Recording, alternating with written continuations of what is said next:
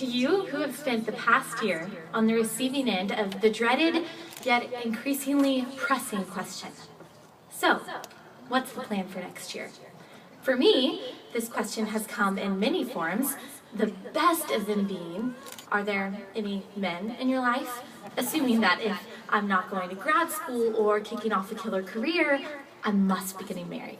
Not that there's anything wrong with that, but alas, for many of us, this just isn't so.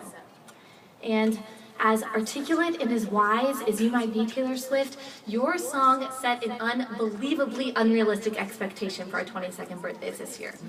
Yes, we are happy, free, confused, lonely at the same time. Miserable? Maybe. Magical? Not quite as much. Because things like mortgages and interest rates just aren't that fun. All that most of us know about the stock market is that it takes up app space on our phone that could otherwise be used by something a little bit more helpful. To simply bask in the bliss of being young and confused sounds appealing right about now, doesn't it? To just have a conversation with our peers or our parents without the pressure to have it all figured out. But that is not reality. And if we're honest, we don't really want it to be. Yes, graduating is scary.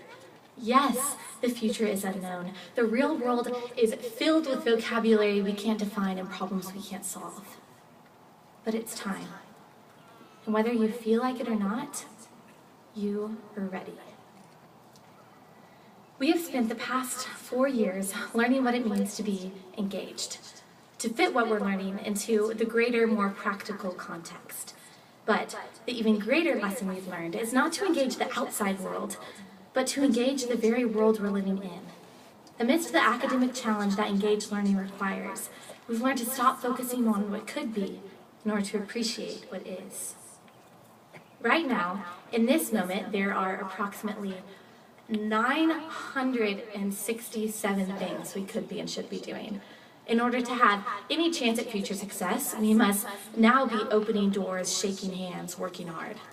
It's a little exciting, but it's a lot overwhelming. There are moments when you probably wonder, who put me in charge of my life? My dad used to tell me, Allie, you're going to be a great adult, implying that until then, I don't get to call the shots. Well, guess what? Here I am, and here we are. We get to call the shots. Don't question your ability to do so. Our parents, grandparents, peers, and professors have prepared us for this. Furman has prepared us for this. Missionary Jim Elliot was killed evangelizing in Ecuador in the mid-1950s. And before he died, he wrote these words in his journal. Wherever you are, be all there. To be engaged, we must be all there.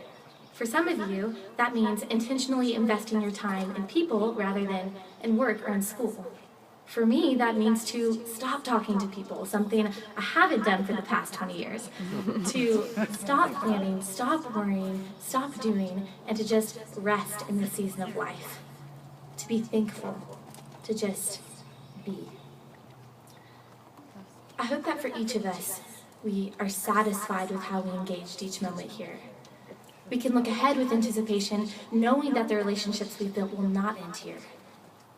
That's the beauty of Furman. It lasts. And I suppose that's the point of engaged learning, to invest and participate in things that last. Let's not stop. Let's keep engaging, keep asking, keep growing. Whether you're going back home or moving halfway across the world, whether you're attending your top choice in grad school or wondering why in the world you chose the major that you did. Be in the moment, take advantage of it, and reap the blessings of it. In my opinion, no moment engaged and enjoyed fully is ever wasted. So, I'll leave you with this.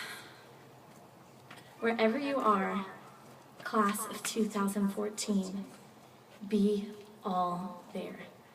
The world will be better for it.